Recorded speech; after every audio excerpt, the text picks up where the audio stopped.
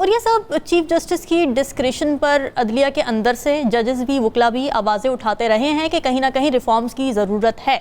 आपको लगता है कि कोई ना कोई गुंजाइश है जिसमें जो चीफ जस्टिस की डिस्क्रिशनरी पावर्स जो हैं उसको अकाउंटेबल किया जा सकता है, या फिर नहीं ज़रूरत इस बात की? देखें, पहली बात तो यह है कि चीफ जस्टिस की एडमिनिस्ट्रेटिव पावर्स को आप कैसे अकाउंटेबल कर सकते हैं। अब बेंच की तश्कील में बुनियादी तौर पर समझा जाता है कि एक आदमी को अगर हम डिस्क्रिशन देते हैं तो वो कोई ना कोई सूरत जो ख़राब कर सकता है, लेकिन कानून ये कहता है कि बेंच बेशक कोई भी हो, हर चीफ जस्टिस के कोई चीफ जस्टिस जो है वो जज को डिक्टेट नहीं कर सकता फैसला देने के लिए।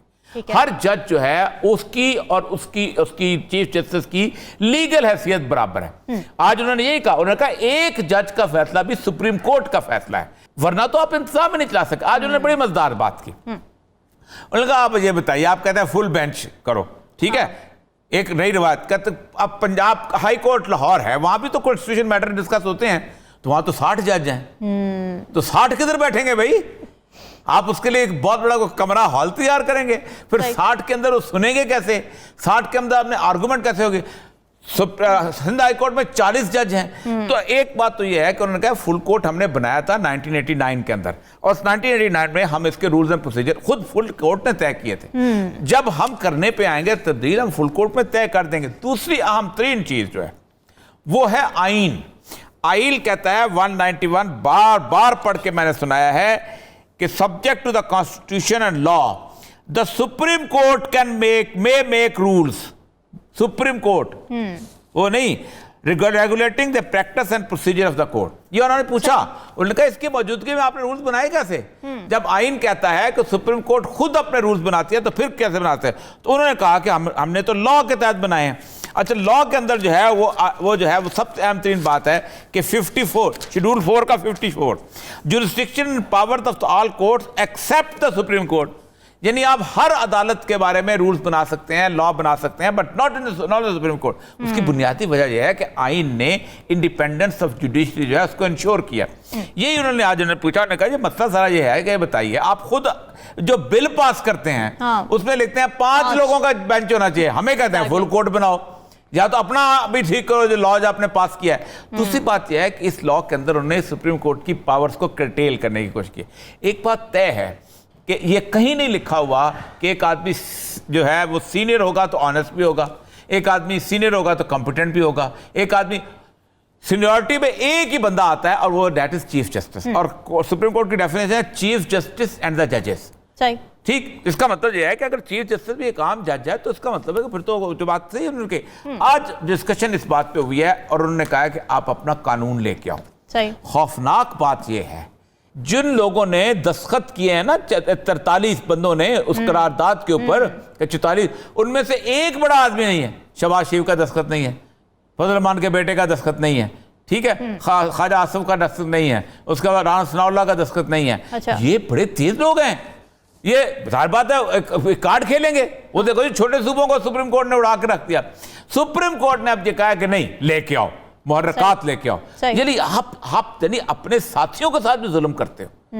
यानी जो बिल जो सर्कुलेट करी थी हमारे पास जाओ सरकार, उसमें किसी का राना सनाउल्लाह, ख्वाजा आसिफ, पुराना जितने बड़े बड़े बोलते हैं टीवी पे आके बोलते। अब ये है कि मुझे लगता है कि ये जो हेड ऑन क्लीन शुरू हुआ है, जो अगले 3-4 दिनों के बाद मजीद और खौफनाक होता चला जाएगा, इसमें या तो फिर आधी से ज्यादा पार्लियामेंट जाएगी। अच्छा, हाँ, और चाहते भी यही हैं वो तो कि इन 5 सालों में हम इलेक्शन ना लड़े, इमरान खान अकेला लड़े, हम कहे हम होते तो हम जीत जाते, हम होते तो हम ये करते, तो इमरान खान को कम कम ये इमरान खान के खिलाफ हमें एक पॉइंट मिल जाएगा बोलने के, और शहीद भी हो जाएंगे। हाँ, एग्जैक्टली, इसके अलावा कुछ है नहीं ना ऑप्शन उनके पास। और ये सब चीफ जस्टिस ने सेमिनार में जिन ख्यालात का इजहार किया है, क्या उनमें हुकूमत के लिए कुछ इशारे हैं?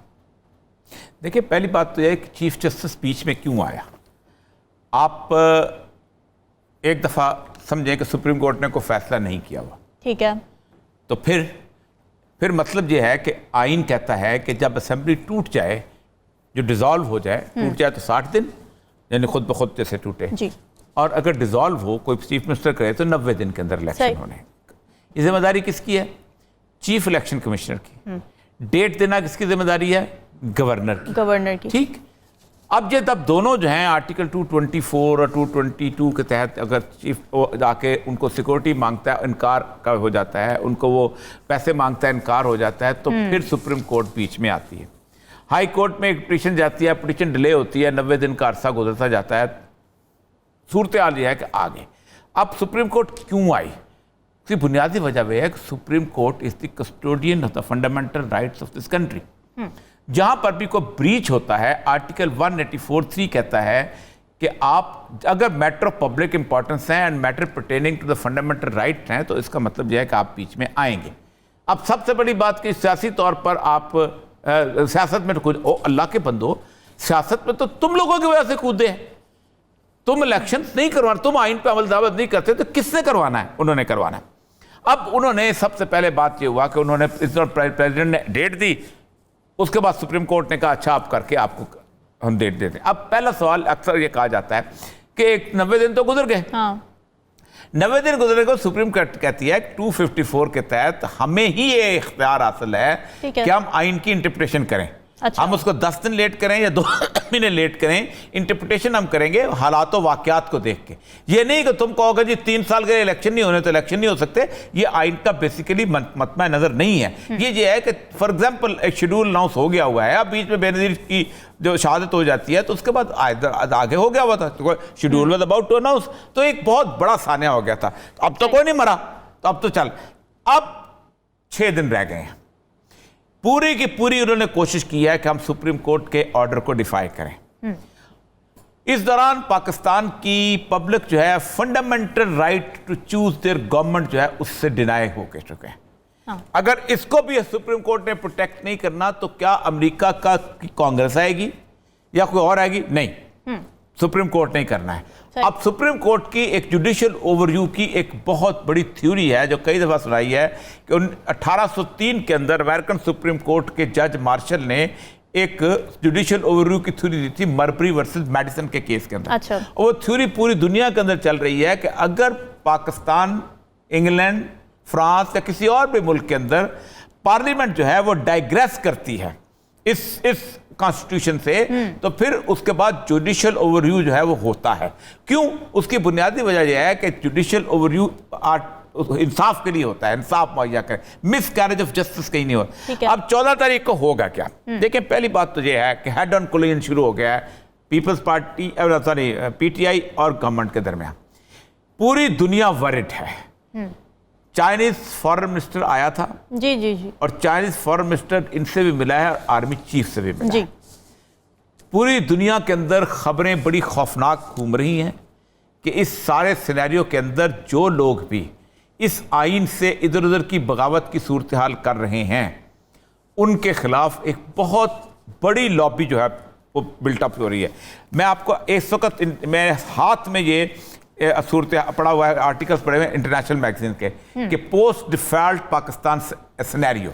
अच्छा। के post Pakistan scenario, post Pakistan, क्योंकि ये तो इकोनॉमिस्ट की जो रिपोर्ट है, इकोनॉमिस्ट की रिपोर्ट 25 अप्रैल को छपी है और उसका जो मेजर फिक्रा ये है और ये 5 साल की उनकी प्रेडिक्शन है कि पाकिस्तान जो है ये अगले जून के बाद किसी भी वक्त डिफॉल्ट कर सकता है, क्योंकि पाकिस्तान पैसे नहीं है।